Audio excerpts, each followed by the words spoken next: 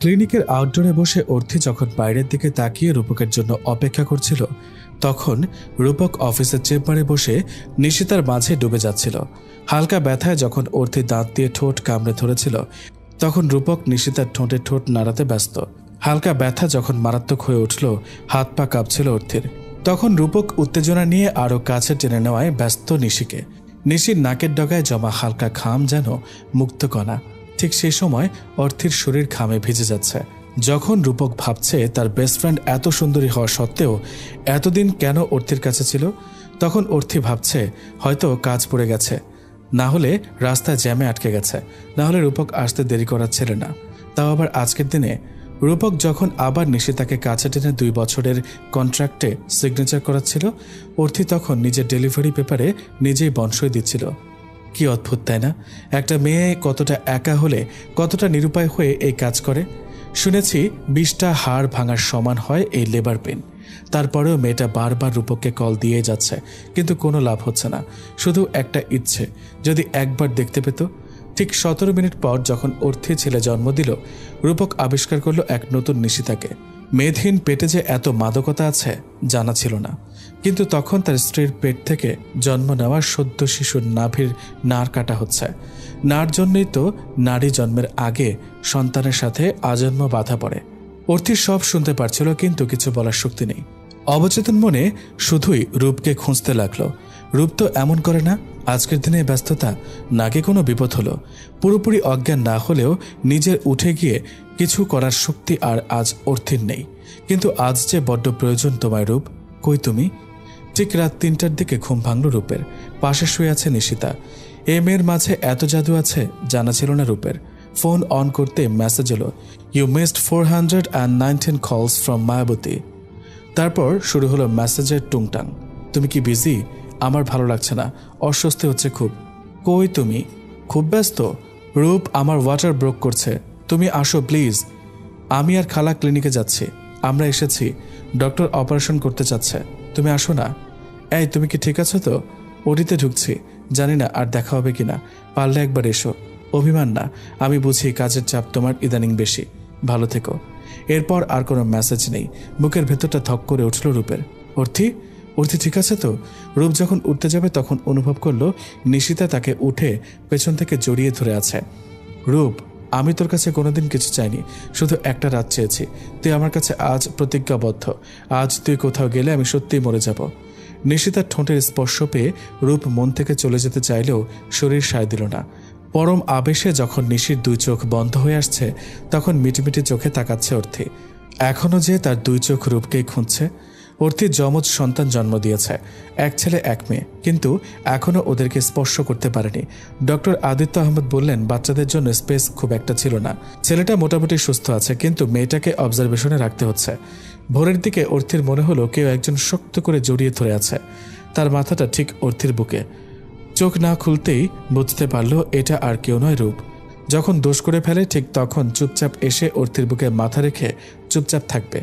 একসময় ঘুমিয়ে যাবে, নিজেও উঠবে না, ওকেও উঠতে দিবে না। ঘুম থেকে উঠে দেখবে অর্থির সব রাগ গলে পানি। আচ্ছা, রূপ কি জানে ওদের 2জন বেবি হয়েছে?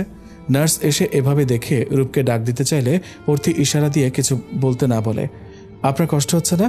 নার্সের প্রশ্নে অর্থি শুধু মাথা নেড়ে না বলে। ঘুম থেকে উঠে রূপ দেখে অর্থি জেগে আছে। রূপের অপমান বোধ কাজ করছিল। এই মেয়েটাকে এই সময় একা ফেলে যাওয়া ঠিক হয়নি। আগে থেকে সে জানতো যে কিছু কমপ্লিকেশন আছে, তারপরেও নিজের 2 হাত দিয়ে অর্থিকে স্পর্শ করতে বিবেকে বাঁধছে। সব থেকে কঠিন সময় এই সময়। ভরসার হাত চেয়েছিল মেয়েটা। একটা সময় মেয়েটা রূপের জন্য সব ছেড়েছিল, কিন্তু আজ, আমাকে একটু পানি দিবা? গলা শুকিয়ে গেছে। মোটেই না, স্যালাইন চলছে। একটু প্লিজ, না হলে মরে যাব। না, একটুও না। আমি মরে গেলে তো তুমি খুশি হও, কালকেই বিয়ে করতে পারবা, কিন্তু আমার সন্তান 2টা তো এতিম হবে। কথাটা রূপের বুকে গিয়ে কাটার মতো বিঁধেছে। আচ্ছা, ও কি কিছু বুঝতে পেরেছে? না হলে এসব কেন বলছে? কেবিন থেকে বেরিয়ে যাওয়ার সময় মেসেজের শব্দ এলো। নিশি লিখেছে, থ্যাংক ইউ সো মাচ কাল রাতে এতগুলা ভালোবাসার জন্য, লাভ ইউ। রূপ রিপ্লাই দিল না। মোহে পড়ে হয়তো সে ভুল করেছে, কিন্তু এক ভুল বারবার করলে সেটা পাপ হয়। মেসেজ মিউট করে রেখে দিল সে। দেখতে দেখতে কেটে গেল আরও কয়েকটা দিন। ছেলেকে কোলে পেয়েছে, কাল মেয়েকে দিবে। দিলেই ওরা বাসায় চলে যেতে পারবে। এই কয়েকদিন রূপ অফিস সাইট কোথাও যায়নি, শুধুই অর্থের কাছে ছিল। পুরো দুনিয়া যখন এখানে, তাহলে ফোন দিয়ে কি হবে? আর অর্থের খেয়াল রাখতে সময় পার। ফোন চার্জে দেওয়ার সে সময় পায়নি। 2 দিন পর ফোন অন করে দেখে নিশিতার অনেক মেসেজ। শেষ মেসেজটা এমন ছিল, তুই যদি এখন না আসিস মিলিয়ে নিস, আমি সুইসাইড করব। সাথে হাত কাটার একটা ছবি। এমন দেখে রূপ আর নিজেকে আটকে রাখতে পারল না। আসছি বলে বেসমেন্ট থেকে গাড়ি নিয়ে দ্রুত ছুটল বনানীর ফ্ল্যাটে। নিশি কিছু করে বসবে না তো, খুব জেদি মেয়ে, 8 বছর ধরে চেনে ওকে। যা চায় না পেলে নিজের ক্ষতি করবে। ওর কিছু হলে ও কিছুতেই মেনে নিতে পারবে না। অনেকক্ষণ বেল বাজানোর পর দরজা খুলেছে না নিশি। ভয়ে হাত পা ঠান্ডা হয়ে আসছে। ঠিক আছে তো? ঠিক সে সময় দরজা খুলে দিল নিশি। কোনো কথা না বলে খুব শক্ত করে জড়িয়ে ধরল নিশিকে। ঠিক এমনভাবে ধরেছিল কলেজ থেকে ট্যুরে গিয়ে যখন নিশি রাতের বেলা কক্সবাজারে লুকিয়ে ওকে ভয় দেখিয়েছিল সেদিন। একটা চর মেরে তোর সব দাঁত ফেলে দিব, রূপ বলল। এই বাহানায় তো স্পর্শ পাবো, নিশি বলল। মাথা ঠিক আছে তোর? কি সব মেসেজ দিয়েছিস? আমি বললে কার কি? আমার সবই। তাহলে কই ছিলি এই কয়দিন? অর্থের কাছে তো। কি আছে ওর মাঝে যা আমার মাঝে নেই? রূপ নিজের মাঝে নিশিকে মিলিয়ে নেয়। বুঝতে পারে মেয়েটার জ্বর, কিছু হয়তো খায়নি। বিছানায় শুয়ে দিয়ে বলে, আমি খাবার নিয়ে আসছি, তুই উঠবি না। তুই চলে যাবি? আমি যাব না পাগলি, চলে গেলে সত্যিই মরে যাব কিন্তু। রূপ কিছু না বলে নিশির কপালে চুমু দেয়। ঠোঁটে দিলে কি ফুরিয়ে যেত? অভ্যেস হয়ে গেছে রূপের। কোথাও বের হওয়ার আগে ওর থেকে সবসময় কপালে চুমু দিয়ে বের হয়। ঠোঁটে দিলে বলতো ভালোবাসার বিশুদ্ধ পবিত্র বহিঃপ্রকাশ। সেদিন বৈশাখের প্রথম কালবৈশাখী ছিল, যা অনেক কিছু কেড়ে নিয়ে গেল। রাত প্রায় 10টা। রাতের খাবার খেয়ে কেবল শুতে যাচ্ছিলেন অর্থের মা বাবা। ঠিক সে সময় অর্থের মায়ের ফোনে কল এলো। স্ক্রিনে নাম্বার দেখে আঁতকে উঠছিলেন তিনি। এতদিন পর কেন অর্থি কল দিয়েছে? মেয়েটা ঠিক আছে তো? কাঁপা কাঁপা হাতে রিসিভ করতে ওপাশ থেকে কেউ কাঁদছে আর বলছে, মা, মাগো, তুমি কেন আমাকে অভিশাপ দিয়েছিলা? মা, আমি তোমার সন্তান, বেঁচে রইলাম, কিন্তু তোমার কথা মতো আমি সন্তান হারা মা। মা, তুমি অভিশাপটা ফিরিয়ে নাও গো মা, আমার দুধের সন্তানটা বেঁচে যাক। মা, মা তুমি শুনছো? অর্থি যেদিন বাড়ি ছেড়েছিল সেদিন মা তাকে অভিশাপ করে বলেছিল, মেয়ে হয়ে তুই যে কষ্টগুলো দিয়ে গেলি এর জন্য তুই সারা জীবন সুখী হতে পারবি না। আজ থেকে তুই মরে গেলি, আমার থেকে আমার মেয়েকে কেড়ে নিলি। আল্লাহ তাআলার কাছে আঁচল ফেলে চাইলাম তোর বুকে থেকেও আল্লাহ যেন তোর সন্তানকে কেড়ে নেয়, তখন তুই বুঝবি কষ্ট কাকে বলে। ফোন কানে নিয়ে কথাগুলো মনে পড়ে গেল অর্থের মায়ের। বুকের ভেতরটা হো হো করে উঠল। মা, জানো মা, আমার 2 দিনের মেয়েটা আর বাঁচবে না মা। জন্মের পর থেকে মা ওকে তো বুকেই নিতে পারেনি। মা, আমি তোমার পায়ে ধরি, অভিশাপটা ফিরিয়ে নাও। মা। কল কেটে গেল। অর্থির মা চুপচাপ আছে। ওর বাবা জিজ্ঞেস করেছিল কি হয়েছে। কিছুক্ষণ চুপ থাকার পর সবটা জেনে ঝড় মাথায় নিয়ে বেরিয়ে পড়ল। মেয়ে তার খুব আদরের। সেদিন বাধ্য হয়েছিল বাড়ি ছাড়তে। কিছু বলতে পারেনি, চুপচাপ ওর বাসার সামনে মসজিদে নামাজ আদায় করে একটু দেখার আশায়। বাবা মাকে দেখে অর্থি কান্নায় ভেঙে পড়ে। মা সান্ত্বনার বাণী দিলেও কি কান্না থামে? বাবা যেন মরিয়া হয়ে উঠেছে।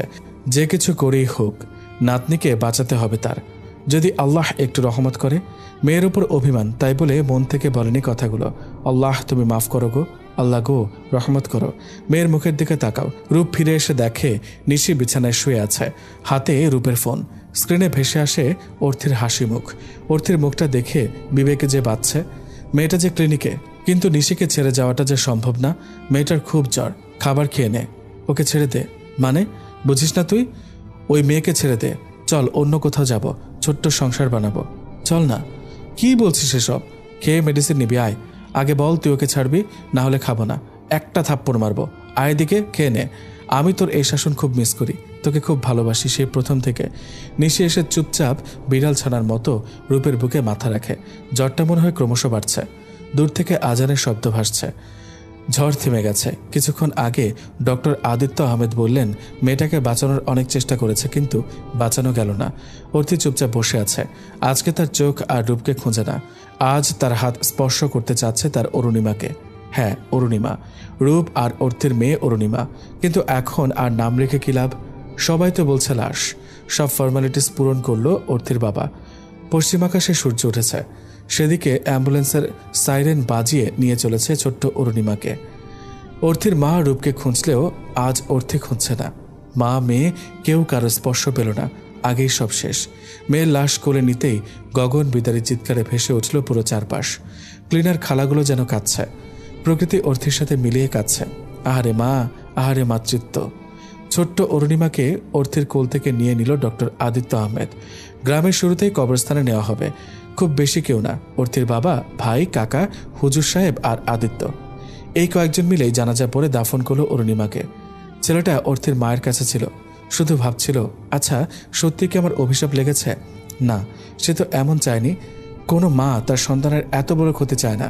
অর্থের ছেলে যে তার অনন্য পাওয়া, সারা জীবন আগলে রাখবে। দাফন শেষ করতে দূর থেকে শোনা যাচ্ছে অর্থের চিৎকার। আদিত্য ঠিক যে ভয়টা পেয়েছিল তাই হলো। অতিরিক্ত স্ট্রেস আর কান্নার কারণে অর্থের অবস্থা ভালো না। রাস্তা আসার সময় ঝাঁকুনি লেগেছে, আল্লাহ জানে সেলাইয়ের কিছু হলো কিনা। সকালে ঘুম ভেঙে নিশিতা দেখে রূপ তার পাশে নেই, কাউচের উপর ঘুমিয়ে আছে। আচ্ছা, ও এমন কেন? নিজে থেকে কি কখনো কাছে আসতে পারে না? সবসময় কি জোর করতে ভালো লাগে? মাঝে মধ্যে ইচ্ছে হয় ওর হাত ধরে হারিয়ে যেতে। প্রথম দেখাতে যে শুধু ছেলেরা প্রেমে পড়ে এমন নয়, মেয়েরাও পড়ে। ঠিক যেমন ওরিয়েন্টেশন ক্লাসের দিন নিশিতা পড়েছিল। স্বাভাবিক মতো লম্বা, গায়ের রং উজ্জ্বল শ্যামলা, চোখে আলাদা একটা মায়া, জিম করা বডি দেখে বোঝা যাচ্ছিল। আর মুখে হালকা দাড়ি, তাও স্টাইল করে কাটা। চুলগুলো, উফ, সেখানে তো মরণ হলো। তারপর কিভাবে যেন বন্ধুত্ব হয়ে গেল, বেস্ট ফ্রেন্ড। কিন্তু মনের কথা জানাতে পারেনি নিশিতা। তার আগে এলো অর্থি। আচ্ছা, অর্থি কি সত্যি নিজে এসেছিল নাকি আমি নিয়ে এসেছিলাম? এসব ভাবতে ভাবতে কখন যে রূপের কাছে চলে এসেছে খেয়াল করেনি। মাথায় হাত দিতেই জেগে উঠল রূপ। অর্থির কপালে হাত দিয়ে দেখে নিল জ্বর আছে কিনা। না, এখন আর জ্বর নেই। দেরি না করে বেরিয়ে পড়ল ক্লিনিকের উদ্দেশ্যে। আজ যে তার প্রিয় ভাসিনীকে নিয়ে বাসায় ফিরতে হবে। ক্লিনিকে এসে কেবিনে কাউকে না দেখে বেশ ঘাবড়ে যায় রূপ। খবর নিয়ে সবটা জানার পর মাথায় আকাশ ভেঙে পড়ে। কোন মুখে যাবে রূপ অর্থির সামনে? কোথায় খুঁজবে? কি হলো? কিছু বুঝতে না পেরে মাথায় হাত দিয়ে বসে পড়ে রিসেপশনের একপাশে। কিছুক্ষণ পর লিফটে নামতেই খেয়াল করে অর্থির ভাই অ্যাম্বুলেন্স থেকে নেমে আসছে। অ্যাম্বুলেন্সের ভেতর থেকে কোলে করে অর্থিকে নামালো আদিত্য। স্ট্রেচারে শুয়ে দিয়েই বলল দ্রুত নিয়ে যেতে। ঠিক সে সময় ঘটল বিপত্তি। বিদ্যুৎ না থাকায় লিফট বন্ধ। স্ট্রেচারে করে 6 তলায় ওঠানো পেশেন্টকে সম্ভব না। এত কিছু ভাবার সময় নেই, অনেকটা ব্লিডিং হয়ে গেছে, দ্রুত নিতে হবে। ডক্টর আদিত্য কিছু না ভেবেই অর্থিকে কোলে নিতে ওঠানোর সময় কেউ এসে তার হাত ধরে বলে, আমার স্ত্রী, আমি নিতে পারবো। রূপের মুখের দিকে তাকিয়ে আদিত্য কিছু বলতে নিয়েও বলে না। এখন সময়টা অধিকারের নয়, দায়িত্বের নয়। এখন সময় হলো এই পরীটাকে বাঁচানোর। কিছুক্ষণ আগেই তো আদিত্য ছোট্ট একটা পরীকে নিজ হাতে দাফন করে এলো। সে এখন চায় না তার মিষ্টি পরীকে হারাতে। সাদা বেডশিটের অনেকটা রক্তে লাল হয়ে গেছে, ব্যথায় মেয়েটা কুকড়ে যাচ্ছে। ইন্টারনাল ব্লিডিং বেশ ভালোই হয়েছে। কমপ্লিকেশন তো আগেই ছিল। শরীরে রক্ত কম থাকায় জরুরি ভিত্তিতে অর্থির শরীরে রক্ত দিতে হবে। ভাই বাবা যেন মরিয়া হয়ে উঠেছে। কি করবে? মা তো নাতিকে কোলে নিয়ে পাথর হয়ে বসে আছে। রূপ দাঁড়িয়ে আছে আইসিইউর সামনে। আদিত্য দিশেহারা হলেও যথেষ্ট শান্ত রয়েছে। আচ্ছা, পারবে তো সে তার ছোট্ট পরীটাকে বাঁচাতে? ব্লিডিং কিছুতেই বন্ধ হচ্ছে না। 19তম ব্লাড ব্যাগ চলছে। যত দ্রুত সম্ভব ব্লিডিং বন্ধ করতে হবে। রূপ শুধু তাকিয়ে দেখছিল, খুব কান্না পাচ্ছে। বারবার না করেছিল কিন্তু মেয়েটা শুনেনি। রূপ তো বাচ্চা চায়নি, কেন ও সবসময় জেদ করত? কিন্তু যখন কনসিভ করলো সেদিন আলাদা অনুভূতি ছিল। কানের কাছে গিয়ে ফিসফিসিয়ে বলা, এই যে সিনিয়র চৌধুরী, জলদি আপনার জুনিয়র চৌধুরী আসছে, আমি যে মা হতে চলেছি। রূপের হুঁশ ফিরে আদিত্য আহমেদের কথায়। অর্থির ভাইকে কিছু একটা আনতে বলেছিল। রূপ বলল, আমি যাচ্ছি। আদিত্য বলল, আয়ান তুমি জলদি যাও। আয়ান চলে যাওয়ার পর আদিত্য বলল, এই দায়িত্বটা যদি কাল রাতে দেখাতে তাহলে আজ তোমার মেয়েও বেঁচে থাকতো আর অর্থিরও এই অবস্থা হতো না। সারা রাত কেউ চোখের পাতা এক করতে পারেনি। আদিত্য সবসময় অর্থির পাশেই ছিল, সাদা একটা চাদর দিয়ে ঢেকে রাখা, মুখে অক্সিজেন মাস্ক। খুব ইচ্ছে হচ্ছিল অর্থিকে জড়িয়ে ধরে কাঁদতে, কিন্তু সে তো তার অধিকার নয়।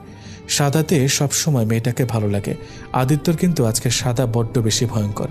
কিছুক্ষণ পর পর আদিত্যর হাত স্পর্শ করছে অর্থের হাত।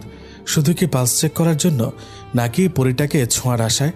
একজন সন্তান জন্ম দেওয়ার সময় মায়ের যে পরিমাণ কষ্ট হয়, যদি সৃষ্টিকর্তা মায়ের শরীরে ধৈর্য না দিত তাহলে কোনো নারী সন্তানকে জন্ম দিতে পারত না। তাই তো বলে মায়ের প্রসবকালীন সব যন্ত্রণা মুছে যায় যখন সে সন্তানের দিকে তাকায়। 2 দিন সময় লাগে অর্থের উঠে বসতে। কেবিনে শিফট করার পর রূপ সবাইকে অনুরোধ করে বাইরে চলে যেতে। অর্থের মা বাচ্চাকে রূপের কোলে দেয়। অসুস্থ হওয়ার পর সে যে বাচ্চাকে দেখেনি পর্যন্ত। ছেলেকে পাশে শুয়ে দিয়ে রূপ অর্থির বুকে মাথা রাখে, বাচ্চাদের মতো কান্না করতে থাকে। শক্ত করে জড়িয়ে আছে সে। অর্থি কখনো রূপকে এমনভাবে কাঁদতে দেখেনি। হ্যাঁ, দেখেছিল যেদিন রূপের বাবা মা একসাথে অ্যাক্সিডেন্টে মারা যায়। দাফন করে আসার পর খুব কেঁদেছিল রূপ। সেদিন অর্থের বুকে প্রথম মাথা রাখে রূপ। সম্পর্ক ছিল না কিছুই, তবুও যেন রূপ ভরসা সাহস সব খুঁজে পেয়েছিল। তারপর থেকে তো ধীরে ধীরে পথ চলা। এদিকে বাচ্চাটাও কান্না শুরু করে দিয়েছে। ভাঙা ভাঙা গলায় দুর্বল অর্থি বলে, কি করছো? বাপ ছেলে মিলে কান্নাকাটি শুরু করে দিলা কেন? শোনো, ছেলেকে আমার কোলে দাও আর উঠো না। রূপ উত্তর না দিয়ে আরও শক্ত করে জড়িয়ে ধরে। সে ছাড়া যে আর পৃথিবীতে কেউ নেই তার। আরে ওঠো না। ছেলের গলা শুকিয়ে গেল তো। রূপ উঠে ছেলেকে কোলে দিয়ে অর্থির কপালে চুমু দেয়। অপরাধ বোধ যে কুড়ে কুড়ে খাচ্ছে। বিনিময়ে অর্থি হাসে আর বলে, আমি তো একা পারবো না, মাকে পাঠাও না। রূপ বেরিয়ে অর্থির মাকে পাঠিয়ে দেয়। লিফটের সামনে দাঁড়াতে কয়েক সেকেন্ডের জন্য খুলে যায় দরজা। সে সময় হাত ধরে টান দিয়ে কেউ রূপকে লিফটে নিয়ে নেয়। কিছু বুঝে ওঠার আগেই তার আয়ত্তে চলে যায় রূপের ঠোঁট জোড়া। রূপ বেশ বুঝতে পারে এই স্পর্শ শুধুই নিশিতার। রূপ যতটা দ্রুত পারল নিশিকে নিজের থেকে ছাড়িয়ে নিল। বেশ খানিকটা জোর করেই ধাক্কা দেয় নিশিকে। লিফটের দেওয়ালে সজোরে ধাক্কা খায় নিশি। মাথাটা ঝিমঝিম করছে। খানিকটা সময় লাগে ঝটকা সামলাতে। লিফটে এসে গ্রাউন্ড ফ্লোরে নেমেছে। দরজা খোলার পর নিশি রূপের হাত ধরে টেনে নিয়ে হসপিটালের ক্যান্টিনের পাশে একটা রুমে ঢুকে। নিশি বলল, তুই এভাবে আমাকে ধাক্কা দিলি কেন? তুই এখানে কি করছিস? আর এসব কি? নিশি বলল, তোর ফোন অফ, আর আমি পারছি না তোকে ছাড়া থাকতে। বড্ড ভালোবাসি রে। রূপ বলল, ভালোবাসা? ভালোবাসা মাই ফুট। আমি তোকে ভালোবাসি না। অর্থে আমার স্ত্রী, আমি শুধু ওকে ভালোবাসি। আমি আমার ভালোবাসা আদায় করে নিতে জানি। রূপ, কিভাবে? শ্যাম্পেন খাইয়ে, ক্লিভেজ দেখিয়ে। তুই ছাড়া আমার দেহ কেউ স্পর্শ করেনি। তুই জানিস তোর জন্য আমার মেয়ের দাফনটা করতে পারিনি। পাগলিটা মরেই গিয়েছিল প্রায়। তোকে কোনোদিন মাফ করব না। যা তুই এখান থেকে যা। রাগে রূপের হাত পা কাঁপছে। সাহস হয় কি করে? বেস্ট ফ্রেন্ড তো কি, স্ত্রী তো নয়। সেদিন যা হয়েছে সব নেশার ঘুরে। হ্যাঁ, একসময় নিশিকে খুব কাছে চাইতো, কিন্তু অতীত। সে রাতে যদি বের না হয়ে যেত তাহলে হয়তো মেয়েটা আজ বেঁচে থাকতো। স্বামী হিসেবে সে হয়তো খারাপ, কিন্তু বাবা হিসেবে সে আজ খুনি। আদিত্য কেবিনে ঢুকে দেখল অর্থি বেবিকে ফিডিং করাচ্ছে। চোখ নামিয়ে নিল, কিন্তু তার কাছে এই মুহূর্ত যেন অমূল্য। অর্থি বলল, আদিত্যদা, দাঁড়িয়ে আছো কেন? এসে বসো। পরে আসি। হয়ে গেছে, আসো। তুমি নাকি আমার ছেলেকে কোলে নাওনি কেন বলো তো? আমি বাচ্চা সামলাতে পারি না, তুই তো জানিস। তুমি না চাইল্ড স্পেশালাইজড কার্ডিওলজিস্ট? সে যাই হোক, নাও তো আমার ছেলেকে। আদিত্য উঠে গিয়ে কাছের চেয়ারে বসে। অর্থি খুব সাবধানে কোলে দেয়। আদিত্যর অনুভূতিটা ভিন্ন ছিল না। অরুণিমাকে কোলে নিয়েছে সে। মনে হচ্ছে এরা যেন আদিত্যের অংশ। অর্থির কাছে এসে রূপ চুপচাপ দেখছে। অর্থির হাত রূপের হাতে। সে চাইছে অর্থিকে সবটা বলতে, কিন্তু কিছুটা সময় দরকার। ঠিক সে সময় হন্তদন্ত হয়ে ঢুকলো আবির। স্যার, স্যার বলতে বলতে মুখে ফেনা উঠে গেছে। স্যার, আপনাকে এক্ষুনি খুলনা যেতে হবে। কেন? স্যার, কিছু সমস্যা হয়েছে ফ্যাক্টরিতে। তোমরা আছো কি করতে? আমি যাব না স্যার, অনেক ক্ষতি হয়ে যাবে। কিন্তু রূপ তার কথায় অনড়। সে যাবে না। অর্থিকে সে 2 দিনের জন্য ছেড়েছিল। 2 দিন অনেক কিছু কেড়ে নিয়েছে, আর না। অর্থির কথা রূপ ফেলতে পারল না। তাকে যেতেই হচ্ছে। অর্থির ফ্যামিলি আশ্বাস দিয়েছে খেয়াল রাখবে, কিন্তু রূপের মন কুগাইছিল। আদিত্য চেম্বারে বসে আছে। কিছুক্ষণ আগে ওটি করে এসেছে। চোখে শুধু সে 15 বছর বয়সী অর্থি। কানে বাজছে তার ডাক, আদিত্যদা। এই যে দেখুন, ভুলেও আমাকে আপনার বউ ভাববেন না। আব্বু যতই আপনাকে বাবা আর আমাকে মা বলুক না কেন, তবুও কিন্তু আমি আপনার বউ নই। কথাটা মাথা রাখবেন। রাজশাহী থেকে ঢাকায় এসে বেশ খানিকটা খারাপ লাগছিল আদিত্যের। সবে এসে এ বাসায় এসেছে। জিনিসপত্র গুছিয়ে রাখার সময় পেছন থেকে মেয়েলি কণ্ঠস্বর শুনে পেছনে তাকিয়ে বেশ রীতিমতো চমকে যায়। 14-15 বছর বয়সী মেয়ে, কোমর অবধি চুল, দেখতে অপরূপ। চোখের নিচে নাকের বাঁ পাশে তিল, ঠোঁটগুলো হালকা বেগুনি, হালকা মিষ্টি রঙের থ্রিপিস পরা, দেখতে একেবারে পরীর মতো। মুখ থেকে অস্ফুট স্বরে বেরিয়ে এলো মিষ্টি পরী। কি বললেন? কিছুই না। তাছাড়া আমার বউ হওয়ার বয়স আপনার হয়নি, পিচ্চি মেয়ে। আদিত্য নিজেকে সামনে নিয়েছে। এই গুণ অনেকটা রক্তে মিশে আছে। তাহলে সমস্যা নেই। শুনলাম আপনি নাকি এই বাসায় থাকবেন। Lodging master? আদিত্য ভ্রূ কুঁচকে তাকায়। এই পিচ্চি, তুমি লজিং মাস্টার বুঝো? না, গল্পে পড়েছি। আচ্ছা, বললেন না তো। কি লজিং মাস্টার? ধরে নাও তাই। আদিত্যর বেশ খানিকটা সময় লেগেছিল এই মেয়েকে বুঝতে। সত্যি কি কিছু বুঝে না, নাকি না বুঝার ভান করে? কিছুদিন যেতে বুঝে যায়, না, এই মেয়েটা সত্যিই এমন। একদিন রাতে আদিত্য বসে পড়ছিল। হঠাৎ মনে হলো কেউ যেন কাঁদছে।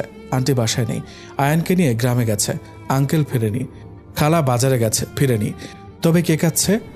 রুম থেকে বেরিয়ে বুঝতে পারে কান্নার শব্দটা অর্থির রুম থেকে আসছে। দৌড়ে রুমের কাছে গিয়ে ভিতরে ঢুকতেই অর্থি আদিত্যকে ধাক্কা দিয়ে ওয়াশরুমে চলে যায়। অকক করে বমি করতে করতে পেটে হাত দিয়ে বসে পড়ে। আদিত্য ধরে রুমে নিয়ে শুয়ে দেয়। সেদিন প্রথম কোনো মেয়েকে এভাবে আষ্টে পৃষ্ঠে জড়িয়ে ধরে। অনুভূতি বলার ছিল না। কিছুক্ষণ পর বুঝতে পারে বিষয়টা। কিচেনে গিয়ে গরম পানি এনে দেয়। ছ্যাঁক নাও, কমে যাবে।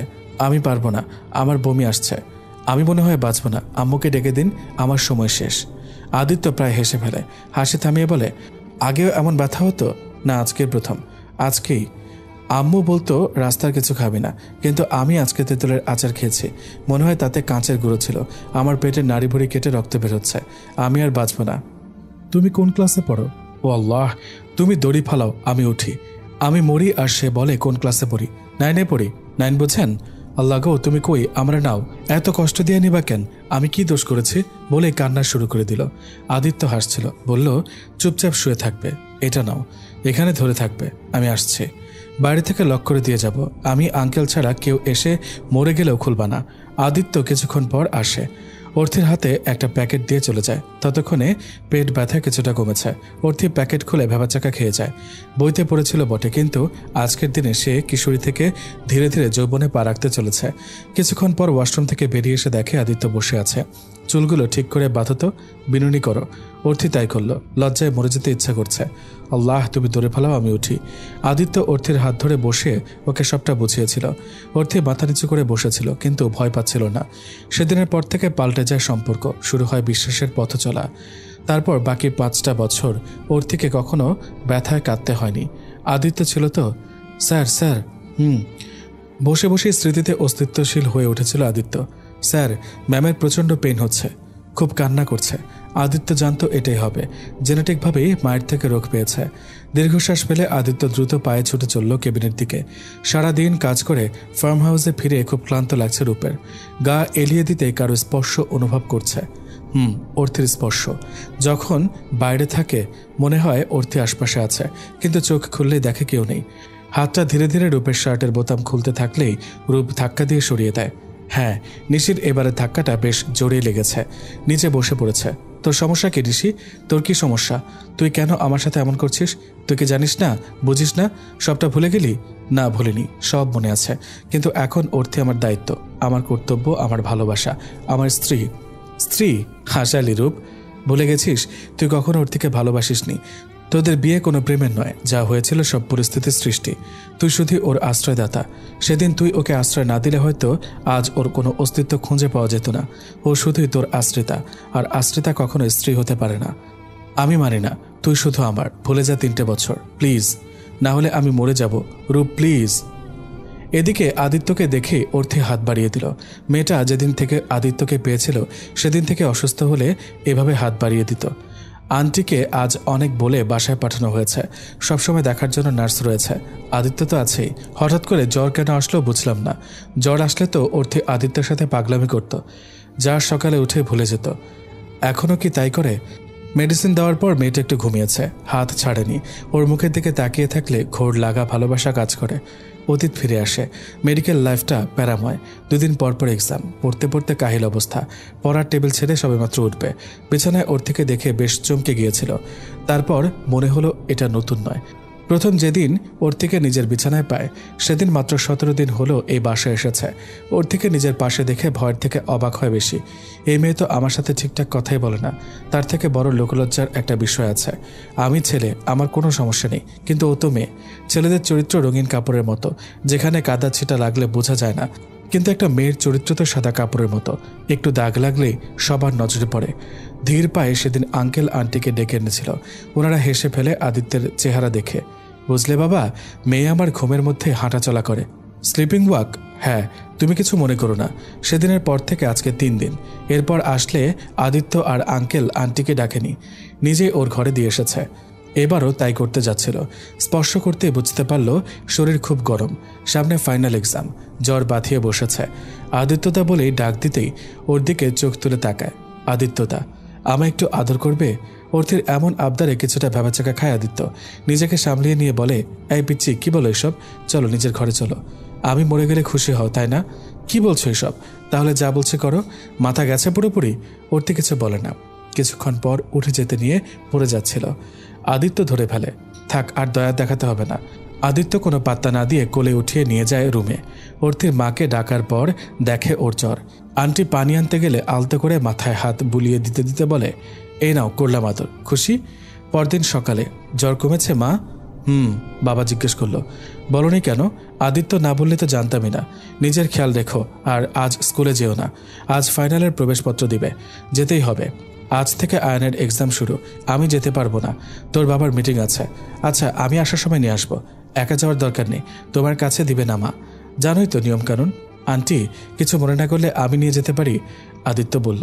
কিন্তু তোমার ক্লাস। সমস্যা নেই। আদিত্য বাইক কিনেছে, বাবার এত টাকা অথচ বাইক।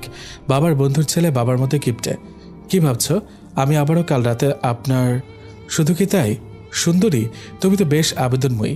এসব ভাষা অর্থে বুঝে না, তাই চুপচাপ রইল। ফিরে আসার সময় ওর বান্ধবীরা এগিয়ে দিতে এসে আদিত্যকে তো দেখে পুরাই ফিদা। কালো জিন্সের সাথে হালকা নীল শার্ট, দাড়িগুলো ছোট করে কাটা, চুল, বডি সব মিলে তামিল হিরো। এক একজনের এক এক কথা শুনে অর্থি তেলে বেগুনে জ্বলে ওঠে। ওদেরকে আর সামনে না নিয়ে দ্রুত পায়ে এগিয়ে চলে। চলুন, তোমার বান্ধবীদের সাথে পরিচয় করিয়ে দিলে না তো? কি দরকার? কোনো দরকার নেই। আদিত্য বুঝে, কিন্তু তবুও কিছু বলে না। কয়েক মাস পর এখন ওর থেকে সব জায়গায় আদিত্য নিয়ে যায়। সকালে যাওয়ার সময় স্কুলে নামিয়ে দিয়ে তারপর ও ক্লাসে যায়, আসার সময় নিয়ে আসে। আদিত্য যেদিন পারে না সেদিন অর্থির বাবা যায়। একা ছাড়তে ইচ্ছা করে না। আদিত্য ড্রয়িং রুমে বসে টিভি দেখছিল। সে সময় অর্থি এসে সামনে দাঁড়ায়, একদম সামনে। নীল শাড়ি, খোলা চুল, হাতে চুড়ি, লাল লিপস্টিক। আদিত্যর হার্টবিট মিস করে। কেমন লাগছে আমায়? পুরোই হারপিকের বোতল। মানে কি? রেগে গিয়ে বলল। শুকনো মেয়ে, নীল শাড়ি, লাল লিপস্টিক, পুরোই হারপিকের বোতল না? অর্থি যেন সহমত। কিন্তু এখন আর শাড়ি নেই? অর্থি উত্তর না দিয়ে আদিত্যকে টানতে টানতে উপরে নিয়ে যায়। আলমারি খুললে আদিত্য দেখে পুরো শাড়ির দোকান। আমার জন্মের পর থেকে বাবা মায়ের জন্য যখন কেনে তখন আমার জন্য কেনে। বলুন কোনটা পরবো? আদিত্য কালো শাড়ি বের করে হাতে দেয়। পরতে পারো? যাক, কিছু তো পারো, না হলে আবার আমাকেই পরিয়ে দিতে হতো। তাতে কি? আমি কি আপনাকে ভয় পাই? তাই বুঝি? জি, আমি চাইলে আপনার সামনে শাড়ি চেঞ্জ করতে পারবো। আদিত্য হেসে চলে যেতে নিলে অর্থি ধাক্কা দিয়ে খাটে ফেলে দেয়। এক হাত ওর আরেক হাতের সাথে হ্যান্ডকাফ বিছানায় লাগিয়ে দেয়। কি করছো কি? চ্যালেঞ্জ করেন কেন? পিচ্ছি মেয়ে, তুমি লজ্জা পাবে। যেতে দাও আমায়। যদি পারি? পারলে পারলা, আমায় যেতে দাও। বলুন কি দেবেন? কি চাই? তেঁতুলের আচার, যা আপনি আমাকে 5 মাস যাবৎ খেতে দিচ্ছেন না। স্কুলের সবাই জেনে গেছে আদিত্য অর্থির বয়ফ্রেন্ড। পাকনা পোলাপানদের কিছু বলতে হয় না, একাই বুঝে। অর্থি যেন দিন রাত শুধু আদিত্যকে চায়। অর্থির মা বাবা কিংবা আদিত্যর ফ্যামিলি কারো কোনো সমস্যা নেই। দেখতে দেখতে অর্থির ফাইনাল টেস্ট চলে এলো। স্কুলে বসে কথা হচ্ছিল বান্ধবীদের। আদিত্য ভাইয়া তোকে কিস করেছে? কেন? তা করবে কেন? বারে, তোর বয়ফ্রেন্ড আর কেন? উনি আমার বয়ফ্রেন্ড হবে কেন? মাথা গেছে? আমরা বুঝি, থাক, বলতে হবে না। দেখিস আবার যেন ভ্রমরা মধুকে উড়াল না দেয়। সে সময় আদিত্য চলে আসে। আদিত্যর বাইকে উঠে আজকে কাঁধে হাত রাখতে অস্বস্তি হচ্ছে। আদিত্য খেয়াল করেই জোরে ব্রেক কষে। অর্থি হুড়মুড়িয়ে আদিত্যের উপরে পড়ে। সমস্যা কি আদিত্যদা? তোর সমস্যা কি? অর্থি সব বলে। আদিত্য কিছু বলে না। সেদিন থেকে আদিত্য অর্থিকে দূরে দূরে রাখছে। অর্থি বিষয়টা বুঝেও কিছু বলে না। এখন আর সারা রাস্তা অর্থি আদিত্যকে কথার ঝুড়ির গল্প বলে না। দেখতে দেখতে 13 দিন পার হয়ে গেল। এক্সাম শেষ। আদিত্য বসে বসে পড়ছিল। অর্থি আজ শাড়ি পরেছে। চুপচাপ এসে আদিত্যর বিছানায় শুয়ে পড়ে। আদিত্য রাগ ভাঙানোর এর থেকে উপায় পায়নি সে। অর্থিকে এতদিনে একবারও আদিত্য রুমে আসতে দেখেনি। খুব ক্লান্ত ছিল অর্থি এক্সাম দিয়ে, তারপর বাইরে ঠান্ডা পড়েছে। বিছানায় শুতে ঘুমিয়ে গেছে।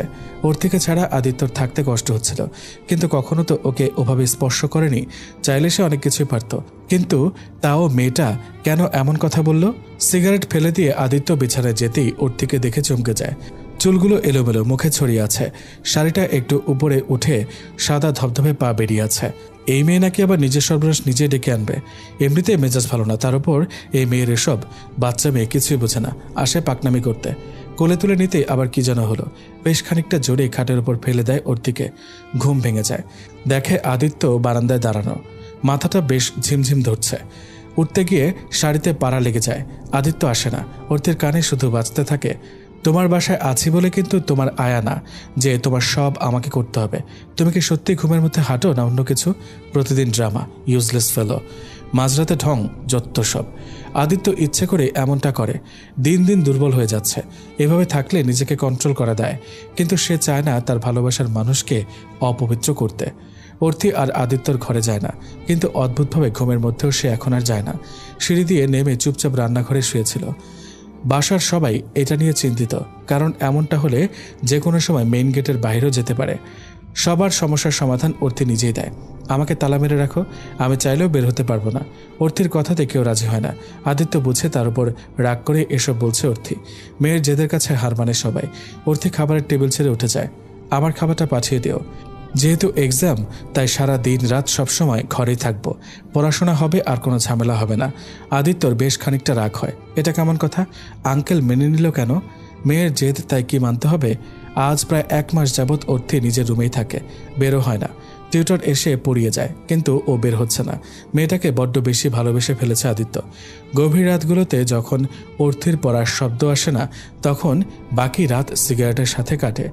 দেখতে দেখতে কেটে যায় আরও 1 মাস। অর্থিকে না দেখতে পেয়ে আদিত্য পাগল প্রায় হয়ে উঠেছে। ওর ঘুমন্ত চেহারা যে আদিত্যের ঘুমের ওষুধ। সেদিন অর্থির বিদায় অনুষ্ঠানে যাওয়ার কথা।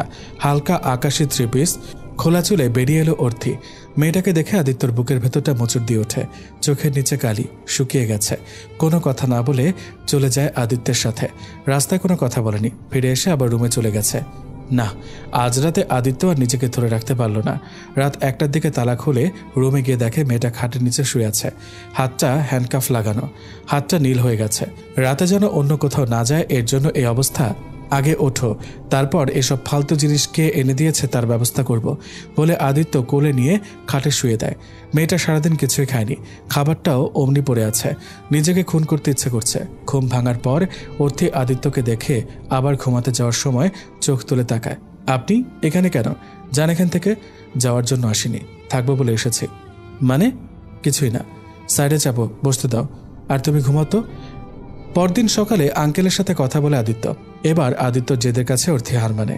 বারান্দায় দাঁড়িয়ে ঠান্ডা বাতাসে জমে যাচ্ছিল অর্থি। এক্সাম টেনশনে ঘুম হারাম, এমনিতেও ঘুমাতে চায় না। কি একটা বাজে অভ্যেস। টেনশন অথবা মন খারাপ থাকলে এমন হয়। হঠাৎ নিজের কোমরের 2 পাশে 2 হাতের স্পর্শ অনুভব করে। আষ্টে পৃষ্ঠে জড়িয়ে পেছনে দাঁড়ায় আদিত্য।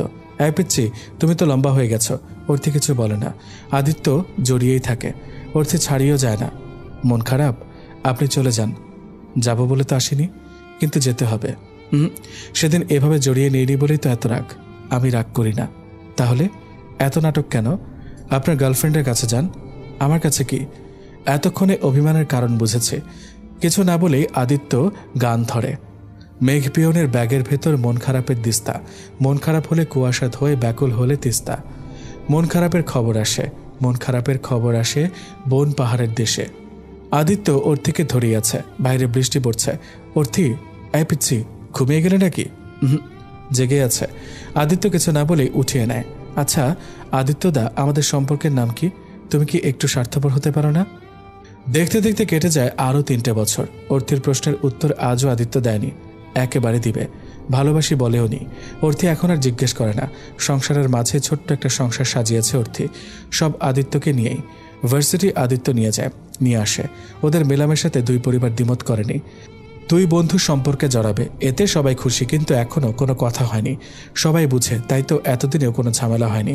আদিত্য অর্থিকে নিজের মতো করে গড়ে নিয়েছে। খুব ভালোবাসে, কিন্তু কখনো বলে না। ভালোবাসে কথাটা বলতেই হবে এমন তো নয়। আগামীকাল রাতের ফ্লাইটে আদিত্য 2 বছরের জন্য অস্ট্রেলিয়া যাচ্ছে। এই বিষয়ে আগ্রহ বেশি ছিল অর্থির, কিন্তু এখন সব থেকে চুপচাপ সে নিজে। মাঝের 3টি বছর অনেক কিছু হয়েছে, কিন্তু পাল্টায়নি আদিত্য। অর্থির নিষ্পাপ ঘুমন্ত চেহারার কাছে বারবার পরাজিত হয়েছে ভেতরের কামুক পুরুষটা। বারান্দায় রকিং চেয়ারে বসে সিগারেট খাচ্ছিল। আদিত্য দেখতে আগের থেকে আরও বেশি সুঠাম সুন্দর দেখতে। অর্থি কম যায় না, একটু লম্বা হয়েছে, কিন্তু বুদ্ধি আগের মতোই। আদিত্যর পিচ্ছি আছে। এলোমেলো চুলে এসে আদিত্যের সামনে দাঁড়ায়। বোঝা যাচ্ছে কান্না করেছে।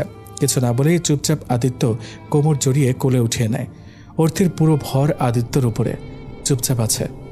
সিগারেটটা ফেলো। আদিত্য বাধ্যচরের মতো তাই করে।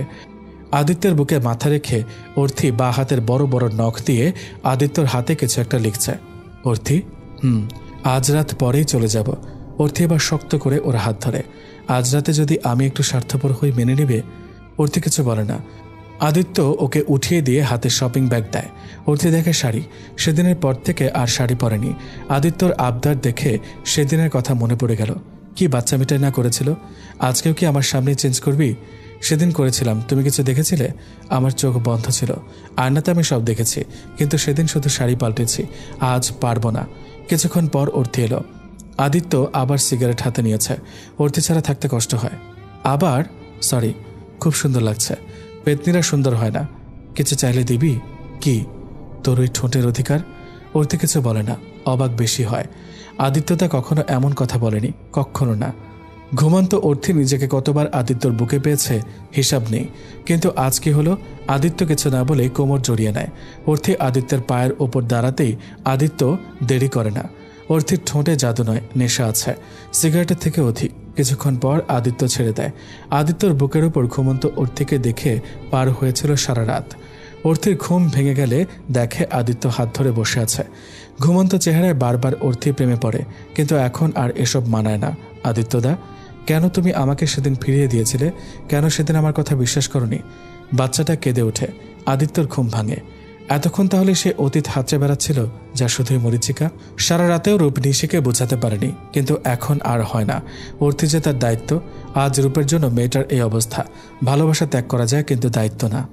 পুরুষ মানুষ পৃথিবীতে এমন এক প্রাণী যারা চাইলেও মন খুলে কাঁদতে পারে না। নিশি তার প্রথম ভালোবাসা। সব ঠিকঠাক চললে আজ অর্থের জায়গাতে নিশি থাকত, কিন্তু কেন এমন হলো? নিশির প্রশ্নের উত্তর রূপের কাছে নেই। বিধাতা না নিয়তি? কে খেলছে এই জীবনগুলো নিয়ে? ফোনের রিংটোন বাজছে। রূপ ফোন হাতে নিয়ে দেখে আদিত্যর কল। হ্যালো ডক্টর, অর্থি ঠিক আছে? জি, কিন্তু আপনি পারলে আসুন, কিছু কথা ছিল। Anything serious? বলতে পারেন, প্লিজ বলুন। সামনাসামনি বলবো, যতটা দ্রুত সম্ভব আমি আসছি। প্লিজ অর্থিকে দেখে রাখবেন। আদিত্য কল কেটে কেবিন থেকে বেরিয়ে এলো। এই 10 দিনে সে বাসার দিকে যায়নি। অর্থিকে নিয়েই বাসায় ফিরছে। অর্থিকে বাসায় নিয়ে আসা হয়। দোতলায় অর্থির রুমে যেতে হলে সিঁড়ি বেয়ে উঠতে হবে, তাই আদিত্য চুপচাপ অর্থিকে উঠিয়ে নেয়। আজও অর্থি আদিত্যের স্পর্শে কেঁপে ওঠে। ইচ্ছে করছিল চিৎকার করে কেঁদে আদিত্যকে জিজ্ঞেস করতে, কেন তার সাথে এমন করলো? এই সে তার পিচ্চিকে চিনেছিল। কি রে অর্থি, আদিত্য তার কোলে ওঠার অভ্যেসটা এখনো গেল না? রূপ ভাইয়াকে বলতি কোলে নিতে। এবার তো আমার স্বামীকে ছাড়, এই সিঁড়ি বেয়ে উঠলে মরে যাবি না।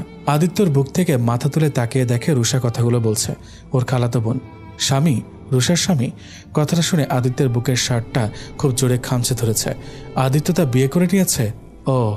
রুষা বলল, কি চিন্তা করিস? কিছু না। যেতে পারবো। তাহলে যা। আদিত্যদা, ওকে নামিয়ে দাও। আমাকে নামাও আদিত্যদা, আমি যেতে পারবো।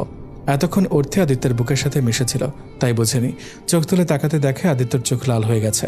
কোনো কারণে সে প্রচণ্ড রকম রেগে আছে। রুষার কথার পাত্তা না দিয়ে আদিত্য অর্থিকে নিয়ে এগিয়ে যাচ্ছে। আর অর্থি বলছে, আমায় নামাও আদিত্যদা, আমি যেতে পারবো। আর নিজের বউয়ের সামনে অন্য মেয়েকে কোলে নেওয়া ঠিক না। তাছাড়া এটা ভালো দেখায় না। বিয়ে করেছ বলনি তো? যাই হোক, তোমরা খুব সুখী হবে। অত্যন্ত পবিত্র মেয়েকে পেয়েছ। আর যাই হোক, বিয়ে নামক সম্পর্কে তো অপবিত্র মেয়েকে মেনে নেওয়া যায় না। শেষের কথায় আদিত্য থমকে দাঁড়ায়। বেশ বুঝতে পারে আদিত্যের কথা ওকেই ফিরিয়ে দিল। আদিত্য রুমে ঢুকে দরজা বন্ধ করে দিল। অর্থের হাত পা কাঁপছে। এটা নতুন কিছু না। হুটহাট কোনো শকিং খবর পেলে মেয়েটা এমন করে। আরও কিছু বলতে নিলেই আদিত্য সুযোগ না দিয়ে ঠোঁট রাখে অর্থির 2 ঠোঁটে। সারা শরীর কাঁপুনি দিয়ে ওঠে অর্থির, কিন্তু আদিত্য ছাড়ে না। অর্থি নিজেকে ছাড়িয়ে নিতেই পারে না। কিভাবে পারবে? ও তো এখনো আদিত্যের কোলেই আছে। বেশ খানিকটা সময় পার হয়ে গেলেও অর্থিকে ছাড়ার নাম নেই আদিত্যর। মনে হচ্ছে কত জনমের পিপাসা ছিল, আজ সব শোধ করে দিচ্ছে সে। দরজায় বেশ খানিকক্ষণ যাবৎ ধরে কড়া নাড়ছে রুষা, সেদিকে কোনো খেয়াল নেই। আদিত্য অর্থিকে বিছানায় নামিয়ে দিতেই মুখ ডুবালো ওর গলায়। কিছুক্ষণ পর অর্থি আদিত্যকে থামিয়ে কাঁপা কাঁপা স্বরে বলে, আমায় এভাবে শেষ করে দিও না আদিত্যদা, প্লিজ দরজা খোলো। তোমার বউ দরজার বাহিরে। আদিত্যর চোখ আবার লাল হয়ে গেল। অর্থিকে ছেড়ে দরজা খুলেই দেখে নার্স রুষা দাঁড়িয়ে আছে। নার্সকে উদ্দেশ্য করে আদিত্য বলে, ম্যামকে ফ্রেশ হতে সাহায্য করুন, গোসল করাবেন না, শুধু শ্যাম্পু করে দিবেন চুলে। রুষার হাত ধরে নিয়ে সাথে সাথে দেওয়ালের সাথে চেপে ধরে আদিত্য, আমি তোর স্বামী না? বিয়ে ছাড়া অন্যজনকে স্বামী বলতে বাধে না? আর বলেছে না আদিত্যদা বলে ডাকবি না? এই ডাক শুধুই অর্থির। তোর সাথে শুধু আমার বিয়ের কথা হচ্ছে, বিয়ে না। লিমিট ক্রসের চেষ্টাও করবি না, তাহলে খুন করতে আমার হাত কাঁপবে না। রুষাকে কথাগুলো বলে আদিত্য নিজের রুমে চলে গেল। লম্বা শাওয়ার নিয়ে ফিরে এসে সিগারেট ধরাতে নার্স এসে বলল, স্যার, ম্যাম বেবির কথা জিজ্ঞেস করছে, কিছু খায়নি, মেডিসিন দিতে হবে। যদি একটু। আদিত্য রুমে এসে দেখে অর্থি শুয়ে আছে। নার্সকে বলে, আপনি নিচে বসুন, আমি দেখছি। অর্থি হালকা ঘুমে রয়েছে। নিজের উপর হালকা ভর অনুভব করে তাকানোর আগেই অর্থির 2 ঠোঁট আদিত্যের দখলে। পৃথিবীর সব উপেক্ষা করার শক্তি থাকলেও আদিত্যকে বাধা দেওয়ার শক্তি কেন সে পাচ্ছে না? শরীর ভালো না, আর রূপকে সে ঠকাচ্ছে। খুব চিৎকার করে কাঁদতে ইচ্ছে করে। নিজের উপর ঘেন্না হয় অর্থির। আদিত্য অতীত, রূপ তো বর্তমান। আদিত্যদা তো এমন ছিল না, কেন এমন করছে? আদিত্যের ঠোঁট তখন অর্থির গলায়। কামিজের কাটার ভেতর দিয়ে কোমরে চাপ দিতেই অর্থি চিৎকার দিয়ে ওঠে। আদিত্য হুঁশে ফিরে। কি করছিল সে? দ্রুত উঠে বসে উপর থেকে কম্বল সরিয়ে নিতে নিতে বলে, বাবু আমি সত্যি খেয়াল ছিল না। ব্যথা পেয়েছ তুমি? জাহমেদ, কিচ্ছু হবে না, আমি আছি তো। আমার একটু খেয়াল ছিল না, কি করব? তোকে দেখে আমার মাথা ঠিক ছিল না। 3 বছর পর পেয়েছি, আমি ঠিক আছি। এবার আদিত্য এসে অর্থির পাশে বসে কম্বল টেনে দিতে গিয়ে দেখে অর্থির কামিজ অনেকটা ভেজা। ভ্রু কুঁচকে তাকায়। চুল ঠিক করে মুছিসনি? কামিজ ভেজে গেছে। আদিত্যদা, আমার ছেলে কোথায়? ওকে এনে দাও, ওর খাওয়ার সময় হয়ে গেছে। আদিত্য কি উত্তর দেবে ভেবে পায় না। মা হওয়া সত্যি খুব কষ্টের, কত হরমোনের হেরফের হয়। ছেলের কথা কি বলবে আদিত্য? বুকের ভেতর মোচড় দিয়ে উঠছে। পরিটা যখন জানবে তখন হয়তো মরেই যাবে। এবার ঘোর কাটে গাড়ির হর্নে। রূপ এসেছে, বুঝতে অসুবিধা হয় না। আদিত্য দ্রুত আলমারি থেকে লম্বা কোটি এনে অর্থিকে উঠিয়ে পরিয়ে দেয়। কোমর অবধি কম্বল দিয়ে অর্থির মাথার চুল বেঁধে মাথায় কাপড় দিয়ে রাখে। কি অদ্ভুত! অর্থি রূপের স্ত্রী, যার উপর সব অধিকার রূপের, কিন্তু আদিত্য চাইছে না রূপ অর্থিকে অন্য অবস্থায় দেখুক। হায় রে ভালোবাসা, হায় রে পুরুষ। রুষা অনেক মাফ চাইলেও এবার আর মাফ করল না অর্থির বাবা। ভাগ্যিস আয়ানটা ছিল, না হলে এসব জানতো না। কাল রাতে কি মনে করে যেন ফুটেজ চেক করেছিল আয়ান, তখন এসব চোখে পড়ে। রুষা ভাইয়া কেবল রায়ানকেই বলে। রায়ানের ফ্ল্যাটে যেতে দেখে নেশায় টাল হয়ে পড়ে আছে, ল্যাপটপ ঘেটে সব পায়। এতটা রাগ হয়েছিল না, সব প্রমাণ নিয়ে সকাল অবধি অপেক্ষা শুধু। বাবা মাকে খুঁজে পেয়েছিস আয়ান? আয়ান বলল, তাতে তোমাদের কি? আদিত্য রুষা আছে তো তোমাদের ছেলে মেয়ে, আমরা মরি বা বাঁচি, তোমাদের কি? আর হ্যাঁ মিস্টার আদিত্য আহমেদ, আপনি যতই চেষ্টা করুন না কেন আপনার স্ত্রীকে আমি সহজে ছাড়ব না। আপনি দেখেন, আমিও দেখে নিব।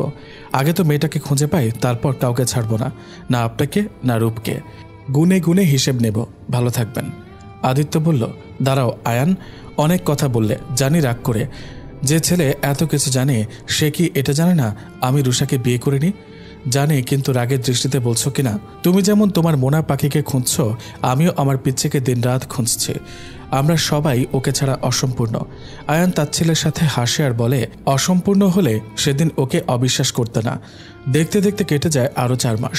এখনও কেউ জানে না মেয়েটা কোথায় আছে, কিন্তু মনের কোথাও একটা আশা নিয়ে আছে হয়তো মেয়েটা ফিরে আসবে। কিন্তু যদি মরে যায়, না, বিশ্বাসে মেলায় বস্তু তর্কে বহুদূর। তাহাজ্জুদ নামাজের সেজদাতে শুধুই অর্থির ফিরে আসা চায় ওর বাবা। দিন যে ফুরিয়ে আসছে তার খুব ভালোভাবে সে বোঝে। মেয়েকে না দেখে মরেও শান্তি পাবে না। আয়নের ব্যবহারে আদিত্য অবাক হয় মাঝে মধ্যে। সে কি সত্যি জানে না অর্থি কোথায়, নাকি বলতে চাচ্ছে না? আজকাল দিনগুলো বড্ড ক্লান্তিকর যায় অর্থির।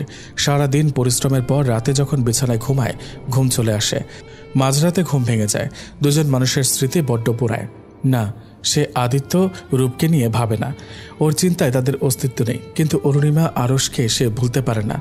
এখানে সবাই ওকে মা বলে ডাকে, কিন্তু তবুও তৃপ্তি বিষাদ চূড়ায়।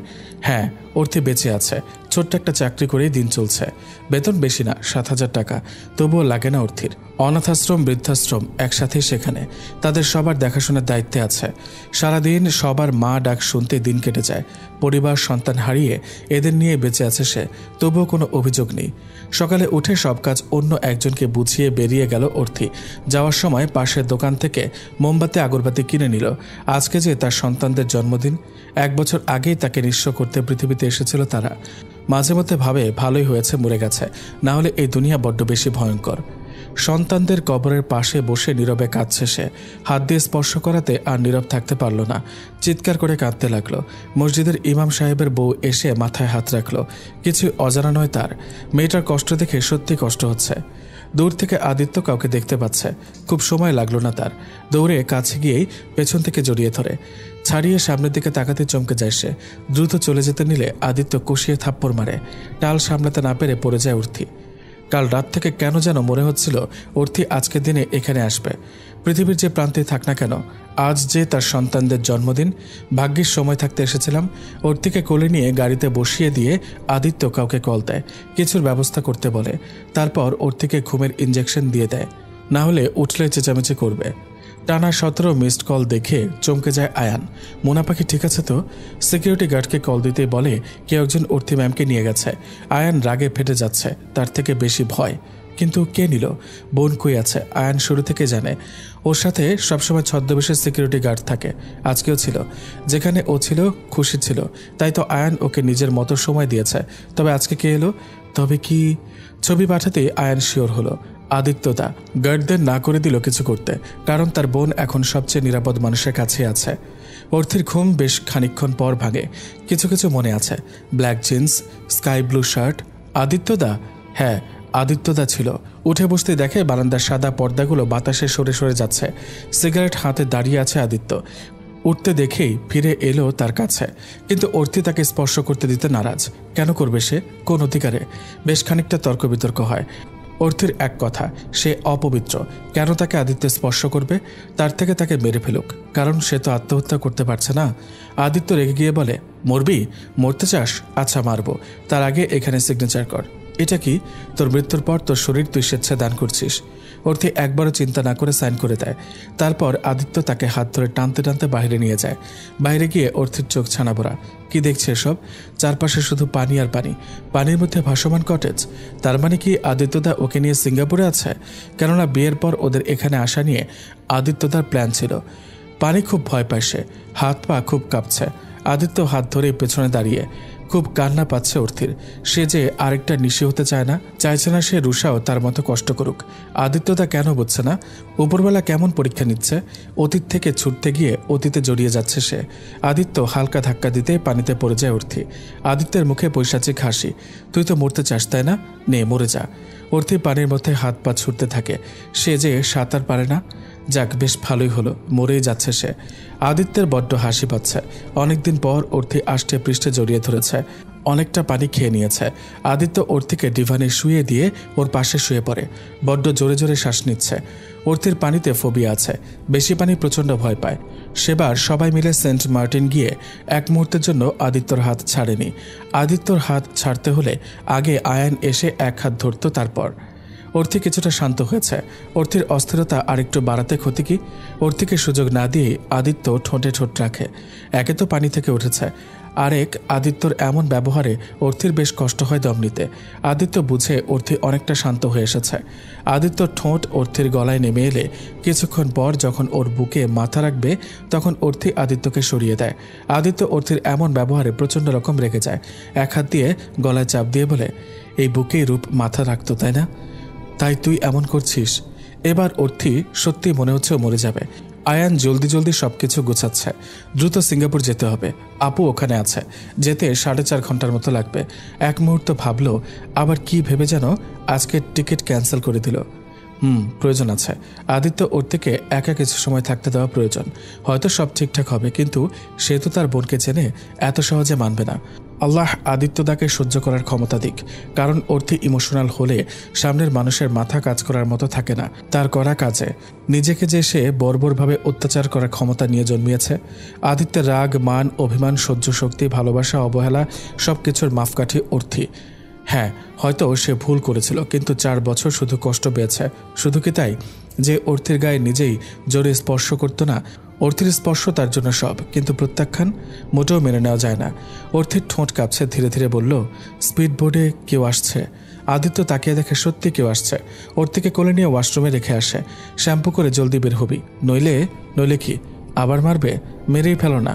আদিত্য কিছু না বলে অন্য ওয়াশরুমে গিয়ে ফ্রেশ হয়ে চেঞ্জ করে বের হয়। আদিত্য খাবার অর্ডার করেছিল, তাই নিয়ে এসেছে। 15 মিনিট হয়ে গেল, মেয়েটা বের হয়নি।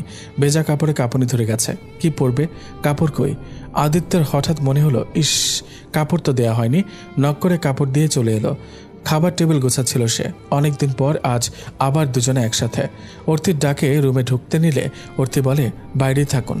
বলি যে শুধু শাড়ি কিভাবে পরবো? মানে শুধু শাড়ি দিয়েছেন? আদিত্য রুমের ভিতরে ঢুকতে চোখ ছানা ভরা। অর্থি টাওয়াল পেঁচিয়ে দাঁড়িয়ে আছে, চুল থেকে টপ টপ করে পানি পড়ছে। যে কোনো প্রেমিক পুরুষের হৃদয়ে রক্তক্ষরণের জন্য যথেষ্ট নয় কি? অর্থির গাল দুটো মনে হচ্ছে কমলা লেবু, খেয়ে ফেলতে ইচ্ছে করছে। আদিত্য চুপচাপ অর্থিকে সব দিয়ে বাইরে চলে আসে। চোখ জ্বলছে, গা গরম হয়ে গেছে, চোখ দুটো লাল। বড্ড কষ্ট হচ্ছে আজকে নিজেকে শান্ত করতে। বেশ খানিকক্ষণ পার হলেও অর্থি আসে না। আদিত্য গিয়ে দেখে শুয়ে আছে, কোলে তুলে নিয়ে খাবার টেবিলে। কথায় কথায় কোলে তুলেন। ভাল লাগে না? আদিত্য চুপচাপ।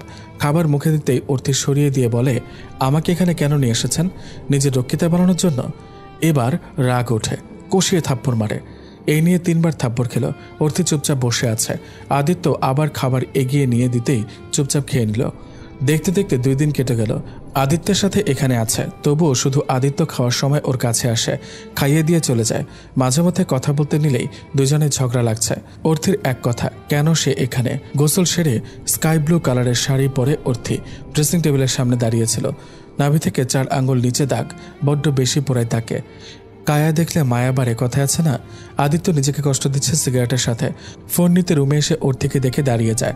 চুল থেকে টপ টপ করে পানি পড়ছে কোমরে। চলে যেতে নিলে অর্থির শার্টের কলার চেপে ধরে আদিত্যের পায়ের ওপর দাঁড়িয়ে জিজ্ঞেস করে, কেন করছেন এসব? জানি না। ভালোবাসেন আমায়? জানিস না? সারা জীবন আপনাকে সবাই আমার দ্বিতীয় স্বামী বলবে। পারবেন মেনে নিতে সমাজের সব খোঁটা? কবুল। পারবেন আমার নাভির নিচের এই দাগটা সহ আমাকে গ্রহণ করতে? কবুল। পারবেন কুমারিত্বহীন অর্থিকে মেনে নিতে? কবুল। আদিত্যর কথা শুনে নিজের প্রতি আরও রাগ হয় অর্থির। সে রুষাকে ঠকাচ্ছে যে। আদিত্য অর্থিকে শক্ত করে জড়িয়ে ধরে, পায়ের উপর ভর দিয়ে নিয়ে যায় বেলকনিতে। পরিবেশটা বড্ড বেশি সুন্দর। আদিত্যের সে চিরচেনা গন্ধ যেন অর্থিকে বারবার বলছে, আদিত্য তোর ছিল, ফিরিয়ে দিস না। কিন্তু রুষা? দূর থেকে স্পিডবোটে করে কেউ এলো। ফুল এগিয়ে দিয়ে বলল, congratulations Mrs worthy Aditya Ahmed. আয়নের দিকে অসহায়ভাবে তাকিয়ে অর্থি, কি বলছিস এসব? তুমি এখানে আসার পর কোথাও সাইন করেছ? ওটা তোমাদের রেজিস্ট্রি পেপার ছিল মোনা পাখি। মানে কি? মানে যা তাই। জোর করে বিয়ে করে লাভ নেই। রুষা আপুকে কষ্ট দিতে পারবো না, তার থেকে বরং মরেই যায়। রুষা অন্তত সুখী হবে। আদিত্য আয়ান একটু দূরে ছিল। অর্থি ছুরি ততক্ষণে হাতে চালিয়ে দিয়েছে। দৌড়ে এসে ধরাতে বেশি লাগেনি, জায়গা মতো লাগলে খবর ছিল। আদিত্য রেগে আয়ানকে বলে, আয়ান প্লিজ কিছুক্ষণ সময়ের জন্য বাইরে গিয়ে সব ব্যবস্থা করো। আমি চাই না তোমার সামনে তোমার বোনকে কষ্ট দিতে। আয়ান অর্থির মাথার কাছে বিছানায় বসেছিল। বোনের কপালে ছোট্ট একটা চুমু দিয়ে বেরিয়ে যায়। আদিত্য দরজা লাগিয়ে দিয়ে এসে বেডরুমে দরজা লাগায়। অর্থি চুপচাপ শুয়ে আছে। সে জানে এখন বেশি তিরিং বেরিং করলে 12টা বাজবে। আদিত্য এসে চুপচাপ অর্থির পাশে শুয়ে পড়ে। এ যেন ঝড়ের পূর্বাভাস। কিছুক্ষণ পর অর্থি উঠতে নিলেই আদিত্য ধমক দিয়ে শুয়ে থাকতে বলে। শুয়ে শুয়েই আদিত্য 1 প্যাকেট সিগারেট শেষ করছে। ঘর ধোঁয়ায় ভরে গেছে। আদিত্যের রাগ অর্থি জানে, এখন তাকে শান্ত করার প্রয়োজন। চুপচাপ সরে গিয়ে আদিত্যের বুকে মাথা রাখতে আদিত্য হাতের সিগারেট অর্থির পিঠে লাগে। বেশ চেঁচিয়ে ওঠে। চিৎকার বন্ধ করতে আদিত্য ঠোঁট রাখে অর্থির ঠোঁটে। 6 মাস 17 দিন পর রূপ অর্থির খোঁজ পেয়েছে। আল্লাহ তার ডাক শুনেছে। সে কি না করেছে ওর সাথে? না, অর্থিকে আর দূরে রাখবে না সে। দরকার হলে ওর পায়ে ধরে মাফ চাইবে। তবুও তার অর্থিকে চাই। অর্থির বুকেই যে সে পেয়েছিল সব থেকে নিরাপদ আশ্রয়স্থান। সকাল হতে আয়ান এসে হাজির, হাতে একটা পেপার। কিছু একটা হয়েছে। চোখে মুখে লেপটে আছে হাসি। আদিত্য কাগজ দেখে আরও খুশি হলো। অর্থির অ্যাডমিশন হয়ে গেছে, সাথে আয়ানের। আদিত্য আয়ানের সাথে অর্থি পাড়ি দিল কানাডায়। লেখাপড়া, আদিত্য, আয়ান, সংসার নিয়ে বেশ ভালো আছে অর্থি। মাঝে মধ্যে বাবা মা আসে। প্রথমে তো মায়ের সাথে আয়ান কথাই বলতে দিবে না। এখন কেন মেয়ের প্রতি আহ্লাদ আসছে তার। সবাই বোঝানোর পর সব ঠিকঠাক হয়। মা নিজেও অনুতপ্ত। রুষার ব্যাপারটা জানার পর অর্থি বেশ রেগে যায়। এটা আশা করেনি, কিন্তু আয়ানের সাথে পেরে ওঠেনি। রুষার শাস্তি কমাতে পারেনি। দেখতে দেখতে কেটে গেল 2 বছর। অর্থি আগের মতো অনেকটা স্বাভাবিক হয়ে এসেছে, কিন্তু এই যে দাগ অর্থিকে অতীত ভুলতে দেয় না। আদিত্য অধিকার চায়নি, অর্থেও দেয়নি। অর্থি আশেপাশে আছে, এটাই অনেক। তাছাড়া কিছু সময় দেওয়া প্রয়োজন। ছুটির দিন রান্নায় সবাই অর্থিকে সাহায্য করছিল। আটা মাখাতে গিয়ে আদিত্য আয়নের সাথে অর্থির যাচ্ছে তাই অবস্থা। অর্থি দুজনকে কিচেন থেকে বের করে দিয়েছে। অর্থি ইদানিং বেশ জনপ্রিয় লেখিকা। জীবনে পাওয়া শিক্ষা, অবস্থা, পরিবেশ মেয়েটিকে অনেক শিখিয়েছে। তাছাড়া এখন সে সিরিয়া নিয়ে বেশ লেখালেখি করে আলোচনায় উঠে এসেছে। আয়ান আদিত্য ওর পিএ এর কাজ করছে। এত এত mail, message, voice clip check করছিল দুজন। কিচেনের ভেতরে টেবিলে বসে এসব করছিল। হঠাৎ একটা ভয়েস ক্লিপ দেখে, সেন্ড ফ্রম বাংলাদেশ। হয়তো কোনো ফ্যান দিয়েছে। অর্থির রান্না শেষ, টেবিলে খাবার দিতেই আদিত্য রেকর্ড অন করে। কেমন আছো অর্থি? আশা করি অনেক ভালো। চিনতে পেরেছ? হয়তো বা, হয়তো না। আমি নিশি, যে তোমার সব কেড়ে নিয়েছিলাম। জানো তো অর্থি, যখন তোমার বাচ্চাটা মারা গেল তখন আমি মনে মনে বেশ খুশি হয়েছিলাম। কেন হব না? রূপকে যে পিছুটান থেকে মুক্তি দিয়েছে ওরা, হয়তো ওরা বেঁচে থাকলে কখনো রূপ আমার হতো না। কিন্তু সন্তান হারানোর কষ্ট যে কি বোন, আমি এখন বুঝি। জানো তো, তুমি চলে যাওয়ার পর বুঝতে পারি আমি কনসিভ করেছি। জানো তো, খুব খুশি হয়েছিলাম সেদিন, কারণ আমার সব স্বপ্ন পূর্ণ হতে চলেছে। কিন্তু কিন্তু যখন 8 মাস চলছে তখন দ্রুত ছুটতে গিয়ে পা ফসকে পড়ে যায়, আমার বাচ্চাটা মরে যায়। ডক্টর বলে আমি আর মা হতে পারবো না। এক রাতের মধ্যে আমি সব হারিয়ে ফেলেছি। কেন সব বলছি জানো? পরে বলছি, আগে শোনো। রূপ তোমার জায়গা আমাকে কখনোই দেয়নি। আমি যখন দেশে ফিরে এলাম, রূপকে ছাড়া আমি থাকতে পারছিলাম না। যে কোনো মূল্যে হোক আমার ওকে চাই। তাই আমি ওকে প্রতিদিন কফির সাথে একটু একটু করে ড্রাগ দিতে থাকি। যখন ও অবচেতন হয়ে যেত শুধু আমার থাকতো। এছাড়াও তোমার নামে বাজে কথা তো ছিলই। ধীরে ধীরে রূপ আমার হলো। যেদিন তুমি এসেছিলে রূপ তোমায় মেরেছিল, সেদিন রূপ হুঁশে ছিল না। যখন সব মনে পড়ে তোমার কাছে যেতে চাইলেও পারেনি। ডিভোর্স দিয়ে চলে গেলে রূপকে একবারও জিজ্ঞেস করলে না? অপরাধ বোধ ওকে শেষ করে দিচ্ছিল। যখন শুনে তোমাকে পাওয়া যাচ্ছে না তখন পাগলের মতো খুঁজতো। আমি তখন আর ড্রাগ দিতাম না, কারণ রূপ তখন লিগালি আমার। কিন্তু সেটাই হয়তো ভুল ছিল। একদিন হঠাৎ জানতে পারে তোমার নাম সিঙ্গাপুর যাওয়ার ফ্লাইটের প্যাসেঞ্জার লিস্টে পাওয়া গেছে। আখ পাঁচ কিছু না ভেবে দ্রুত যাওয়ার জন্য বের হয়। রাস্তায় অ্যাক্সিডেন্টে অবস্থা খুব খারাপ। আমি দ্রুত পায়ে ছুটতে গিয়ে পড়ে যাই। আমার বাচ্চা মারা যায়। রূপ 1 বছর 11 মাস কোমায় ছিল। হঠাৎ একদিন ভালো হয়। এই বুঝি আমার কপাল ফিরল। কিন্তু কথায় আছে না, মানুষ মারা যাওয়ার আগে একদম সুস্থ হয়, তাই হয়েছিল। আজ 7 দিন রূপ মারা গেছে। মারা যাওয়ার আগে তোমার লেখা পড়তো। নামের অংশে যখন লেখা দেখত অর্থি আদিত্য আহমেদ, তখন কেঁদে উঠত আর বলতো, রানী সাহেবা তুমি সুখী হও। আদিত্য তোমার পায়ে সব সুখ এনে দিবে, এটা আমার বিশ্বাস। শেষ ইচ্ছা ছিল অরুণিমা আরশের পাশে কবর যেন হয়।